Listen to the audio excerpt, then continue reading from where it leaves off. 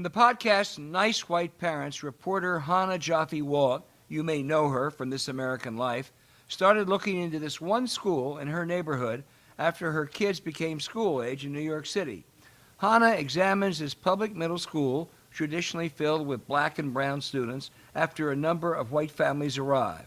And then, not satisfied she fully understood what she was seeing, she went all the way back to the founding of the school in the 1960s, and then up to the present day again. Eventually, Hannah realized she could put a name to what was getting in the way of making the school better all these years. White Parents, Nice White Parents, is a fascinating listen that's deeply relevant today. It's made by Serial Productions, a New York Times company, same people who made the hit podcast Serial and S-Town. All episodes are now available wherever you do get your podcasts.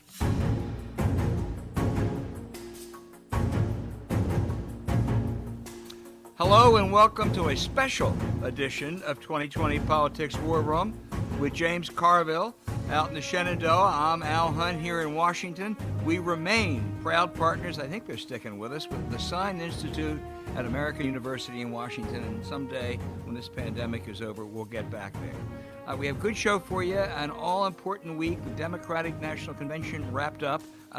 Steve Bannon was indicted. We'll talk about all that in a minute. But first, I want to thank everyone who subscribed to the show on Apple Podcasts, Stitcher, Spotify, or wherever you get your podcast.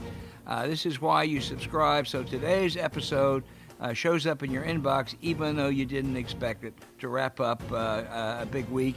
And really the piece de resistance, as they say in Paris, will be Senator Michael Bennet, one of the greatest people in American politics, and also a member of that Senate Intelligence Committee, which issued their Russian report this week. James, let's start with the Democrats. They wrapped up. It was overall, I think, a very good convention for them. I thought the Biden speech was okay. You thought it was off the charts great. Most people agreed with you. I thought the Harris pick was off the charts. You thought it was okay. I think most people agree with me. Let's merge the two, and agree the Democrats came out in really good shape, better than 4 years ago. Yeah, first of all, the Harris pick, I thought it came out better than I expected, but her speech was not very good. Where I think the Biden speech accomplished, at this point, that speech accomplished more things in one speech than I've seen in a long time. And the main thing it accomplished, it just made the whole cognition issue look stupid. I mean, it just really did. I mean, I thought he just stood and he delivered. And any day that ends with, Steve Bannon, Donald Trump strategist, arrested on a 150-foot, $28 million boat by postal inspectors, and ends with Joe Biden said, "God bless our troops." If you're a Democrat and you're complaining about that day, there's something that's not right. We'll get to Steve Bannon in just a minute because it is one hell of a story.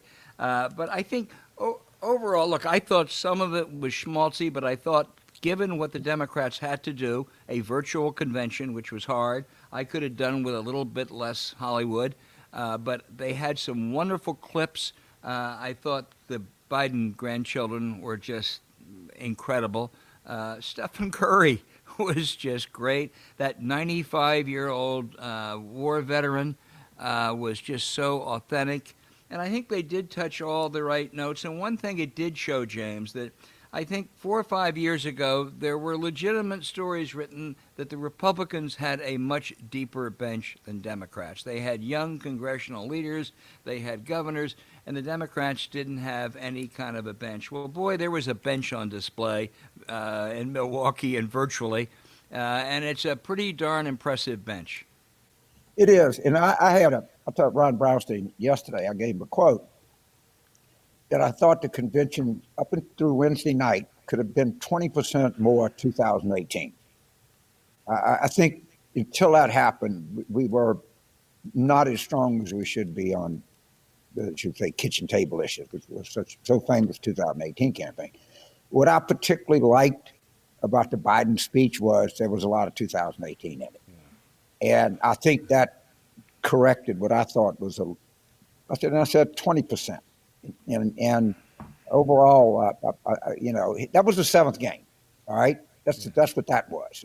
You can take everything else that happened in that convention and add it all together, and it doesn't amount to the importance of the Joe Biden speech. Well, I don't quite know that I agree. I think conventions leave you with impressions.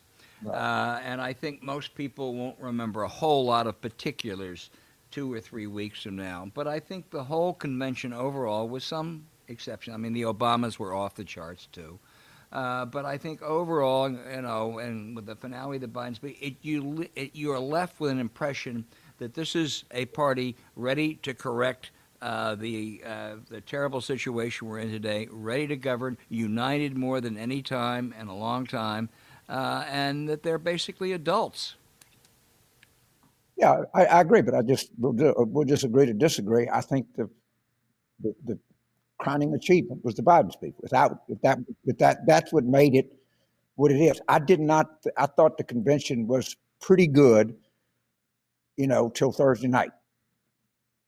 Then I think it went from pretty good to like really good. Jeff Nussbaum texted me they had 247. What they did logistically is something to admire. I think that like 247 total speakers, of which 49 were live, which is people were going to Biden campaign this and the Biden campaign that, and to some extent, I certainly didn't have much of a campaign in the primary. Nobody can deny that.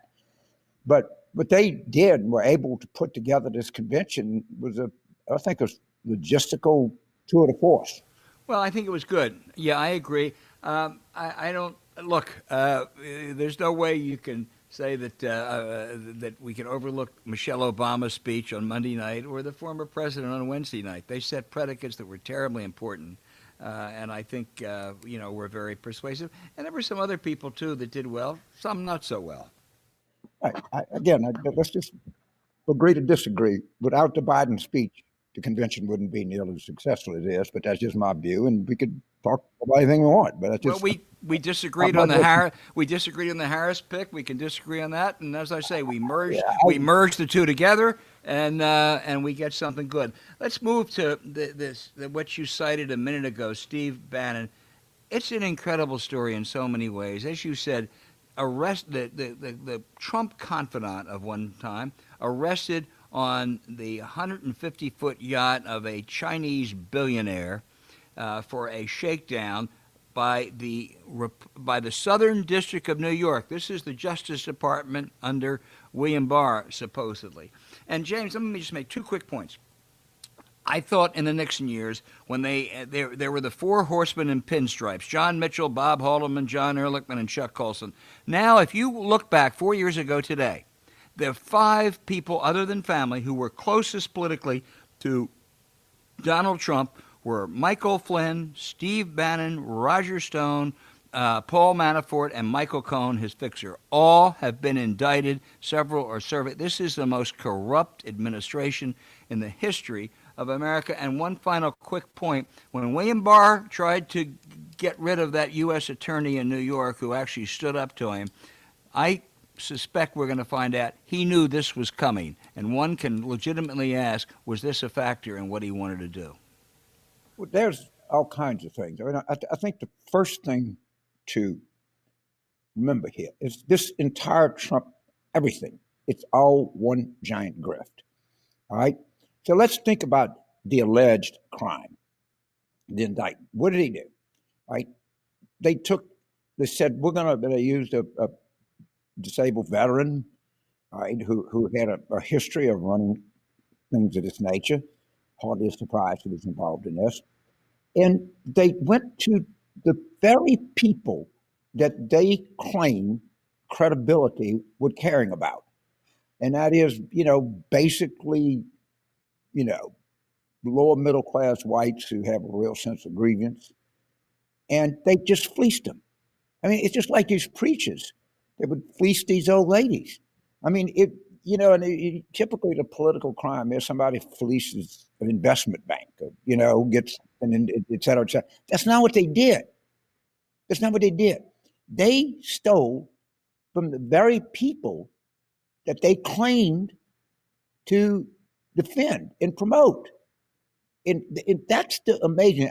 This day ended with started with Bannon getting arrested and ended with Joe Biden said, "God bless our troops." You're gonna have a better day than that. I don't want to see it. Well, I mean, I on the Bannon, you're absolutely right. And this was the guy who paraded as the great populist. This was the guy who was anti-Wall Street, even though he worked there, anti-establishment.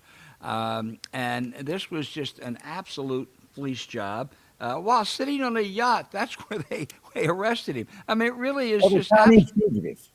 Yes, a guy who had fled rape charges in China. Whatever you think of the Chinese government, this is a bad guy. And but also Trump, of course. I mean, I thought Trump was going to have to say, "Would you remind me what's it, Steve who?" As he distanced himself. One problem not just was the closeness they once had, but guess who plugged this project? Someone named Donald Trump, as in Jr. They have it all over tape. And you ought to see the tape of Fox plugging the project. Yeah. I mean, I guarantee you they didn't have much of that on the last name. No.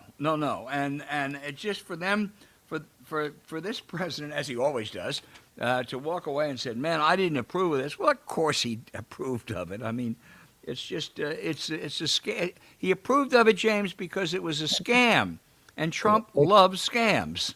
Right. The whole thing attracts criminals.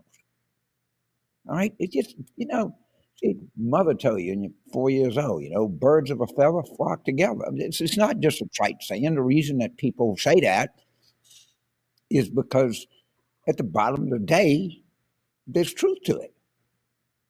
There's truth to it. And this Air Force veteran had been, I think, I have to be double checked on this, but I recall reading a couple places that this was kind of regular behavior for him. Well, the other thing is Steve Bannon knows a lot about Donald Trump and a lot of stuff that Donald Trump did during the campaign and elsewhere.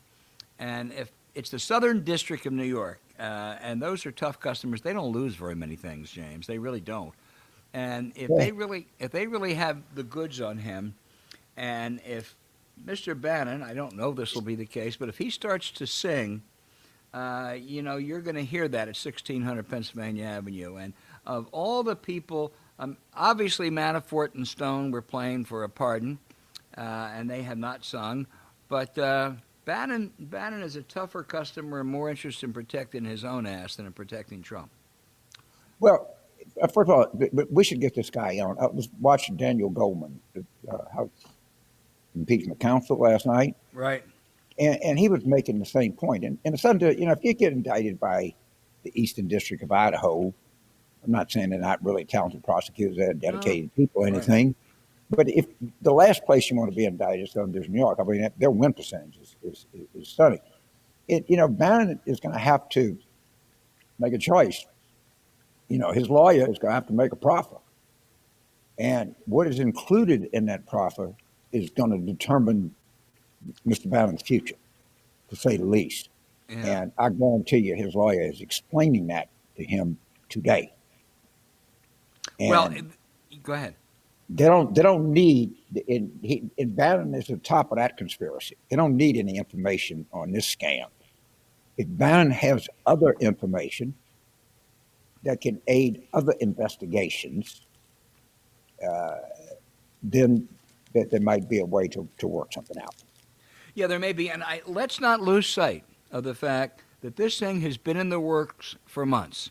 The Attorney General was told about it, as he's supposed to be, when when the Southern District or any other district is bringing a big sensitive case. And it appears, I don't know the exact time, during that time, he tried to cashier the U.S. Attorney of the Southern District and bring in a Trump loyalist to replace him under a highly unusual circumstance. James, I'm sorry. I don't have to be a conspiracy theorist to say that just smells. Well, one of the interesting things, but we should try to get Daniel Goldman on the show. Right. Daniel Goldman went to Sidwell Friends, and we've known the Goldmans for years, and he is terrific. Despite that Sidwell Friends education. So he makes the point. You didn't go to Ascension Catholic in Donaldsonville, Louisiana? Gee. No, sorry, missed that one.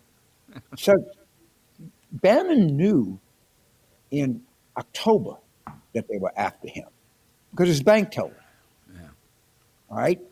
And they kept moving money around as if, once you go to your lawyer and you say, look, I'm pretty sure I'm under investigation because the first thing that lawyer is going to tell you, and I don't care who that lawyer, she or he or whatever that lawyer is, don't touch a thing, don't talk to anybody, don't move any money around, just stay right where you are. And if anybody asks you anything, have them talk to me. That's the number one thing that you're going to say. And they were moving money around. They were trying to hide, as I appreciate it. They were trying to cover it up after they knew they were under investigation. And how do you know you're under federal investigation? This is just a human question. Right? I know I'm under federal investigation. I know what I did.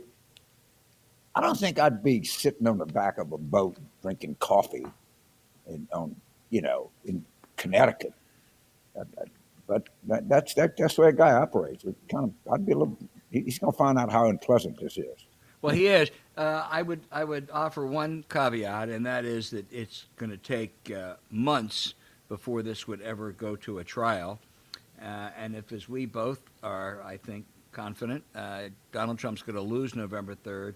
My guess is on November 4th, you're going to have to take out a whole newspaper page to list all the pardons he's going to. But the Southern District, I just bet you that there's some state laws that were violated by this. There may be. And I guarantee you, they know the state laws that are violated. Yeah. There's no question. I mean, that's the problem that Trump has with the Manhattan DA. But you're right. If there's a state law, there's no way in the world you can pardon someone from that. No. And I don't know that there is. I mean, nature of the crime. And it was just delicious that the postal inspectors arrested him. Oh. Well, maybe that was standard procedure, but I sometimes thought maybe the New York FBI would be the apprehending agency, but I think there's a suspicion that that's a Trump enclave, fairly or unfairly, but whatever. It's one hell of a story.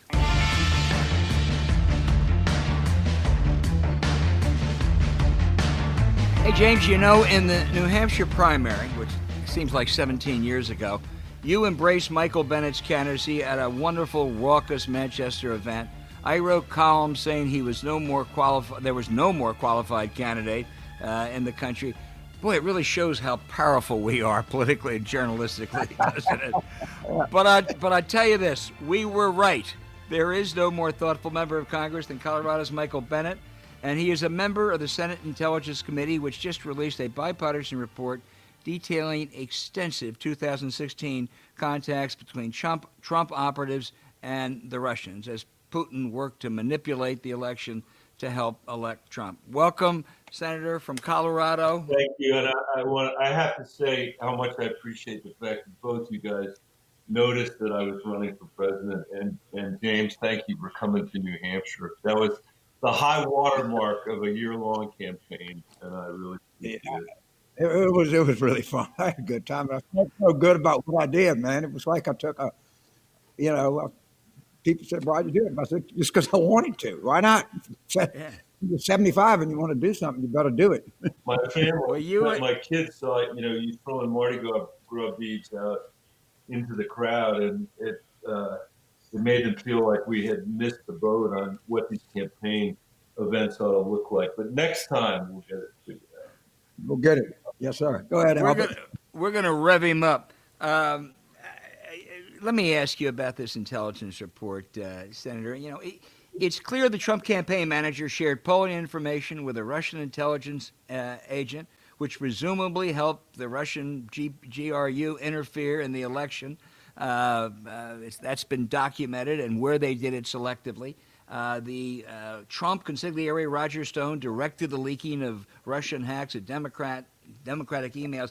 I'm not a lawyer. I don't know how you define it, Senator, but that sure as hell sounds like collusion to me. It sounds like collusion to me too, and we said that actually the Democrats did, and in a piece that we wrote at the end of the report. But I think what's really important is that this bipartisan report, all 5 volumes of it, and I believe unanimously, recounts a Russian conspiracy to interfere in our election in 2016 and elect Donald Trump. And anybody who cares about the democracy, whether they're Republican or Democrat, needs to care about that. And let me tell you one last thing. They're not relenting. The Russians are seeing President Trump's denial of what they did in 2016 as an invitation to continue to interfere. The Chinese and others are looking at ways of interfering, and you can see how vulnerable we are. I mean, if we woke up the day after Election Day and couldn't have confidence in the results because somebody had manipulated those results, that'll be a really dark day for the democracy. You're so right, Senator. And I was initially really encouraged by the bipartisan nature of this, unanimous, as you said. The Republicans on your committee, unlike the Devin Nunes and Ron Johnsons, the Trump sycophants, they signed this report. Yet right afterwards, Marco Rubio said the report shows there's absolutely no evidence of any collusion between the Russians and Trump. Now, if this is going to be your talking point, he said, she said, I'm not worried about the past. I think it's clear. But it really makes it much harder to put up those warning flags and do something about what they're doing again this year. That's right. It makes it hard to defend. I will say that we're much better protected today than we were in 2016 when we were caught unaware. And notwithstanding what the Trump administration is saying or what Donald Trump is saying, the men and women of our intelligence agencies are working overtime to try to defeat the threat. But what's really important, though, I think as well, is for the American people to understand that we were victims of Russian propaganda in 2016. I actually published a book, sort of self-published it during the presidential election, that's just filled with the Russian propaganda that they produced. And obviously, first of all, the Russians are incredible propagandists going back to the Soviet Union. But if you look at this stuff, it's the most, I've got it here in my hand, it's the most racist, homophobic, anti-immigrant, anti-Muslim, pro-Muslim. They took both sides of almost all these issues.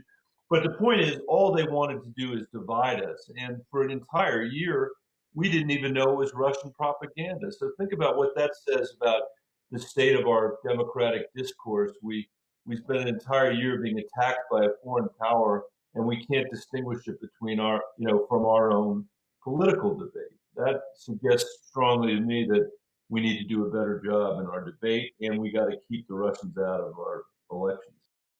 Senator, I said we were going to look forward, but one thing that just continues to bother me. I think the case against Trump on the Ukrainians shaking down a foreign leader to dig up dirt on a political opponent was a persuasive one and an impeachable offense. But that's not nearly as serious as what happened with the Russians in 2016. Did the Democrats make a mistake in not jumping on the Russian as an impeachment issue in 2019? I think that, I'm trying to think back to that, Alan. I'm not sure I want to Monday morning quarterback it, but I think the offenses that he was impeached for and that we had a trial on in the Senate were impeachable offenses, especially in the context of what we've since learned.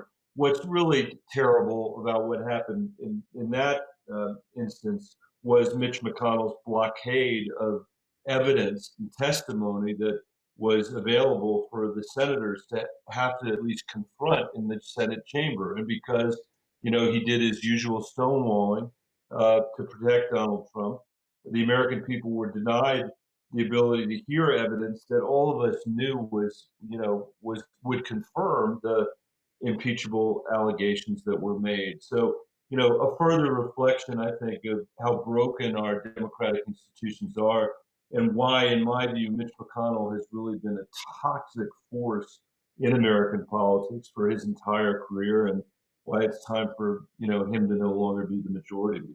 I don't think he will be, by the way. I think we're going to win the Senate. So, Senator, before we start, I would remind people that we did run third in Louisiana. Thanks, James. Yeah. I will tell you that there are people that were running for president who noticed that and called me. So, James, thanks. The Mueller report, which some people think was actually more thorough than it's given credit for, did not look into financial transactions in Russia. And it wasn't your charge, and the Intelligence Committee wasn't what it was supposed to do, but it did, I think, a really good job establishing a lot of facts. The unlooked at part of this is the Trump-Russia financial connections. Do you think anybody is going to go forward? We're going to look at that. I mean, the statute of limitations are not run close on that. And who would be the proper authority to look into that? I think we do need to look into that, and I think that if there's I think the proper authority to look into that probably would be the United States Justice Department, maybe the New York state prosecutors. But I was a big fan of President Obama's for many, many reasons. Still am a big fan of his. But one of the things that I always worried about was when he said on Iraq that it was time for us to turn the page. And we never, as a result of that, we never confronted, why we went into Iraq, the mistakes we made in Iraq, the fact that we were there for 20 years and also in Afghanistan. We've never really confronted it. And I think that if we ignore what Trump has done here, in effect, that will be an imprimatur of, behavior that should be unacceptable for anybody to be eligible to run for president, much less be president. So I hope we're not going to turn the page. It shouldn't be, obviously it shouldn't be, we don't want our country to be a country like, Pakistan, where when you're in power, you do what you want, and when you're out of power, you get prosecuted. That's not something any of us would want. But not to mention not following up and jailing some of these Wall Street people, financial crisis. Yeah, exactly. That's another good example. The only thing that would even shock me, I would still vote for Biden, but the one thing he could say that would really deflate me would be, we're going to look forward after I'm elected, and we're not going to spend time revisiting the past. No. I mean, put somebody there until people have accountability. You're superintendent of schools and Denver public school system. A 4-year-old's got to be accountable. We've got to test this kid. We got to make sure he, retest him. He's got grades. If he messes up in class, he's got to be corrected. And there was not accountability on the Iraq War. There was not accountability on the financial crisis. And I think it undermined a lot of faith in people. And there has to be accountability here. And there's no getting around. And Biden has said to his credit that, he's not going to stand in the way. And I like that. And I hope that's the fact. Yeah. And I agree with that. I was telling Al before we got on the phone that I've spent the last 3 days in the most rural part of Colorado, from Salida to Del Norte to Creede to Lake City to Gunnison, ended up in Crested Butte. And these are not Democratic strongholds, by the way. But I was meeting with local elected officials, among many other people, who are dealing with the COVID crisis, dealing with the economic crisis. As many of them, probably more of them, were Republicans than Democrats. And one of the things I was saying to them, because they always say, how are you guys as screwed up as you are, as messed up as you are, can't, even pass another COVID bill? What I always say to them is, if we, to your point, James, if we held our elected officials in Washington accountable to the same standard we hold our local elected officials, our county commissioners, our school superintendents, we'd be fine. But over the last 20 years, we've stopped doing that. And I think both, the kind of legal accountability you're talking about, political accountability, the accountability that we've got to figure out how to inject back into our system that we've lost as a result of the decline of daily journalism and investigative journalism. The democracy just doesn't work very well if you don't have accountability. And if there isn't a standard of behavior that requires you to do something other than come home and say, Yeah, sorry I didn't get anything done, and just blame the other side. We need to get to a place where people actually have to get something done.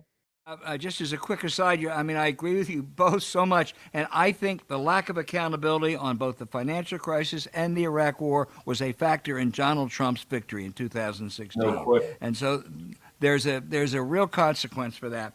I'm looking, and the Mueller report had its deficiencies, but a lot of it had to do with the way it was mischaracterized and distorted right away by the Attorney General, William Barr, who has become a great Trump loyalist. Do you have any fear as to an October surprise that this Attorney General might spring? Oh, I'm deeply worried about all kinds of October surprises. And let me just say on that, to that point, Donald Trump can be reelected, and people better understand that. A lot of people thought he wouldn't get elected the first time. He's going to stop at nothing, and I'm sure his attorney general will stop at nothing to try to keep him there. I worry a lot about what happens, if we lose one of our Supreme Court justices, and what that's going to mean even after an election where Donald Trump loses. What do they do in the lame duck session to manipulate the government in their interests? And so we have a lot. There's a lot. This is a moment when the American people need to be vigilant. And as President Obama said the other day, the whole notion of "I alone can fix it," which is what Trump ran on, is completely antithetical to who we are as Americans. The democracy only works. Well, let me say it this way: the democracy works poorly when people are, individuals are not involved in it, and it works better when we are. And there's going to have to be a ton of oversight from the House of Representatives between now and the swearing in of the next president, from the free press, and from the American people. They're going to stop at nothing. And I'll tell you something else. People in rural Colorado are terrified about what Trump's doing to the post office. Not just because of the voting issue, although that concerns them. And my state is one of the most successful mail voting states in the country. But also terrified that they're not going to get their medicine on time. I'm going to put your intelligence hat on for 1 second, Senator. In an Axios interview, the president said he spoke to Trump and he never brought up the significant charges that the Russians were paying bounties to kill American soldiers in Afghanistan. What was the reaction of the private reaction of the American intelligence and military? It's sickening. It's sickening. I mean, it's just a sickening thing. He even said it was even worse than that. He said, the president said they would have no reason to, because the Russians have no interest in Afghanistan. I mean, just the most ignorant, idiotic, and reprehensible comments. And by the way, and I think people need to understand this, is that Putin and Erdogan and the Chinese, or the North Koreans, nothing could make them happier than Donald Trump being reelected, because they can prosecute their case on the world stage if Donald Trump is our president. It's going to be harder for them to do that with Joe Biden as our president. Let's go to politics. How do you see the Hickenlooper-Gardner race shaping up?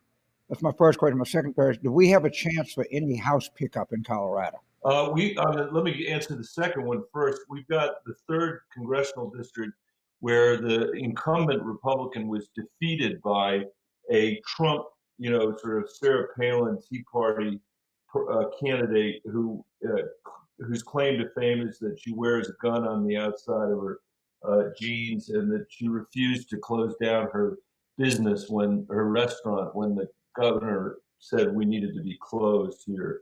And so I do think we have a real chance there. It's a tough district, but it's not a district, I think that's going to be supported well by somebody with that kind of ideology. And we've got a good candidate, Diane Mage-Bush is her name, running against her. So that would be the one pickup. The other ones will hold. The Hickenlooper race is looking very good. All the polling that I've seen until now has been a double-digit lead for Hickenlooper over Gardner. There's nothing that we are taking for granted. Hickenlooper is going to run through the tape here, but I think he'll win. And I think, James, there's a real chance that on the day after Election Day, we're going to wake up and discover that we've got 2 Democratic senators from Colorado, 2 from New Mexico, 2 from Arizona, 2 from Nevada, 2 from Montana. That would be an unbelievable sort of new Democratic wall in the Rocky Mountain West that I think not only speaks well of our potential electoral success, but I like the complexion that suggests for our politics and for the Democratic Party. Right. Now, I would throw, it's not it's called a Rocky Mountain State, but they got bigger mountains. I would throw Alaska in that mix. I think we got a real chance. I've been really helping these guys in Alaska. I heard that you are, and I think we have a chance there too. I think, things are looking very good in Maine. I think we've got a chance in Iowa. We've got a chance in Georgia. We got I think things are looking. South Carolina. North Carolina looks really good, and Arizona, as I said. So, we can win all those races, or at least almost all of them. We can change the country. So, I'm going to turn it over now, but I'll make one point where I got you. The most interesting Senate candidate of this cycle is in Louisiana. All right? Adrian Perkins is 37 years old. He grew up in the most impoverished neighborhood of Shreveport. He went to West Point. He was the first Black brigade commander. He had 3 tours of combat, won a Bronze Star. He went back to Harvard Law, where he was president of his class. He came back to Shreveport, beat an incumbent mayor 2-1. Right now, the latest poll I saw has Trump beating Biden 50-43. All right? This is a long shot. It's definitely, I would certainly not suggest to anybody it's a toss-up or even a lean, but this is the best candidate I've seen this party put forward in their that's in their 30s, maybe in my lifetime. And I'm going to help Adrian every step of the way, because just like I help Michael Bennet, if I get my teeth into something and I believe it's the right thing to do, I'm just going to pursue it, and I'm going to pursue this hard. Well, I'm glad you mentioned it. I'll spread the word, James. Thank you. Please do. Yeah. Yes, sir. Yes, sir. Well, picking up on that, and boy, if James puts his teeth in something, get out of the way because he's a force, as you know, Michael. But, I'm looking at what you just said, and if Mark Kelly wins and John Hickenlooper wins and Steve Bullock wins and Cal Cunningham and Sarah Gideon, for all the talk about the left-wing pressures on Joe Biden, when you take that group that's likely to win and the 2018 House members who won, that really is a dominant, moderate, progressive wing that is going to be in sync with most of a Biden administration. I totally agree. And the question for us is, do we want to actually have a governing majority? If we want to have a governing majority, then we have to win purple states in the middle of the country, and we will this time.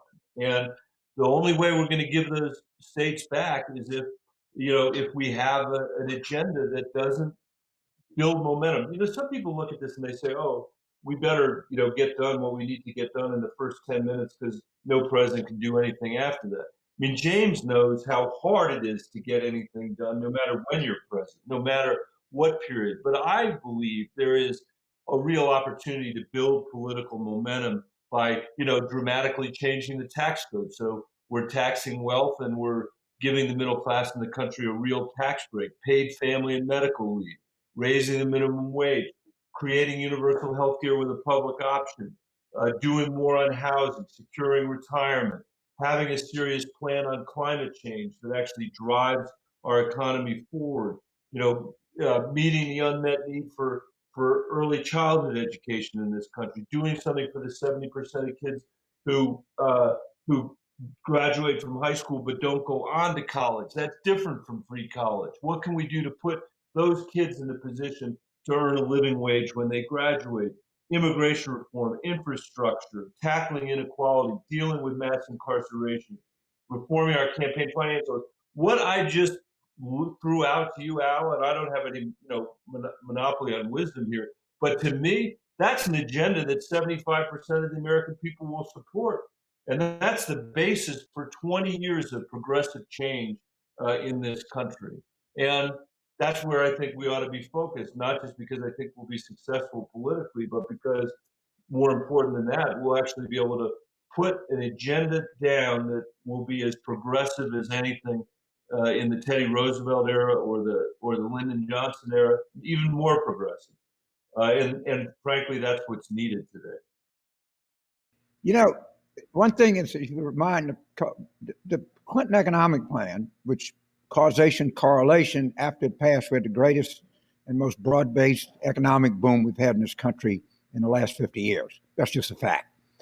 The Obamacare health plan, which led to, until Trump got president, I think expansion of health insurance to something like 20 million people, were all passed by one vote. Right. And the state that had cast the deciding vote were from the same state. And that state was Nebraska. Right. 18% of the United States elects 52 senators. And these people that urge us to have an urban-centric, uber-progressive, type of agenda, and when you say, look, man, and they just stumble. They just start muttering around, or we'll change the Constitution. You can do no such thing, all right?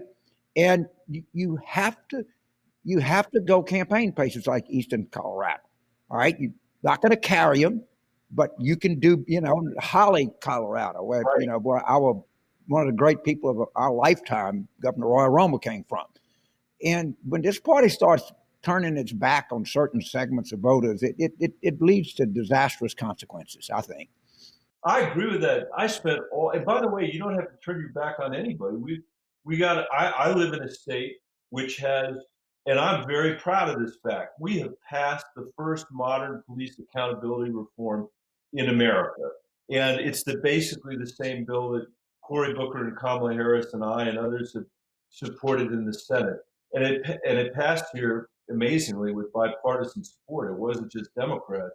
On the one hand, on the other hand, I'm spending all of next week in Eastern Colorado on the Eastern Plains, in counties where no matter what I do, I'll never get, more than 30% of the vote, even though I'm on the Ag Committee, even though we spent a lot of time working together on stuff.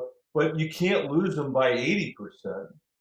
Expect you're going to win. And that, to me, that's the amazing opportunity Joe Biden has here. It's just an incredible opportunity he and Kamala Harris have, because Donald Trump and Mitch McConnell are so far outside the mainstream of conventional American political thought that we have the chance to be able to go to Nebraska, for example, James, and make the case that our tax policy is a hell of a lot better for farmers and ranchers than anything Donald Trump ever did for them. We have the chance to go to Iowa and make the case that we've got a path toward universal health care that actually makes sense to people in their living rooms rather than on talking points on the cable television. We've got the chance to make a case on climate change that I think can run the table in terms of what we need to do to drive economic growth and job growth in the 21st century. And we need it. We obviously need, above all else, to have a set of policies that lift working people's wages in this country. And if we can do that, that's going to be popular in red parts of the country and in blue parts of the country. And as I said, I think we could end up with a governing majority for a very long time. And the shame would be if we fail to do it, at a moment when Trump and the people that have given him cover throughout the entire time he's been president have governed in the most irresponsible fashion of anybody in my lifetime, including Richard Nixon and anybody else. Oh, yeah, Nixon did some good. This guy did no good. We've more than kept you, Michael Bennet. I can't tell you how much we appreciate it. Also, let me tell you what else I find exciting. A new administration, but also Michael Bennet playing that kind of role in the United States Senate. 2021. I have one final point I want to make, and that is we're facing a disastrous hurricane season. And believe it or not, the best hurricane scientists and predictors are located in Fort Collins, Colorado, at Colorado State University. No one would think that, but they are the gold standard of predictions of what's going to happen in storm season, coming from foothills of the Rocky Mountains. Amazing. We're very proud of that. We also have the nation's largest seed repository in Fort Collins as well. And I was yesterday at the Rocky Mountain Biological Laboratory, which is right outside of Crested Butte in Colorado, where they're doing incredibly interesting research on climate and what it's doing to our water. Another point, it's just we have a great opportunity to engage farmers and ranchers in this discussion because they more than anybody else know what's happening to their water because of climate change, and they know they can't pass their farm along to their kid or their grandkid if things continue the way they're continuing. But somebody actually has to be interested in talking to them to make a difference. So anyway, I want to say thank you too, Al. Thanks. I love you, and James. Anything you ever need from me, I will do forever. Take a look at Adrian Perkins. Take care. All right, you guys. Take care. Be safe, Michael. Be safe. See you soon, I hope. Talk to you soon. All right. Great. James, I know you have to run, but we have 2 shows. Man, we may want to make a habit of this. This was so good today. But I want to – go ahead. I've done a lot of things in my life, and that's one of the most proud of moments I have in my life. So well, with Just Cause, one of the best people I've ever known in American politics. But I want to thank everybody for listening to 2020 Politics War Room. Follow the show on Twitter at Politics War Room. Email us, politicswarroom at gmail.com. That's politicswarroom at gmail.com. And thanks for subscribing. Please rate the show very favorably. I hope a 5-star review. We'll be back next week in the middle of the Republican convention, and you never know who'll show up. But we're gonna talk about Republicans next week, and you can count on us doing our best to entertain and inform you. I want everybody to stay safe and healthy, and we'll talk to you next week.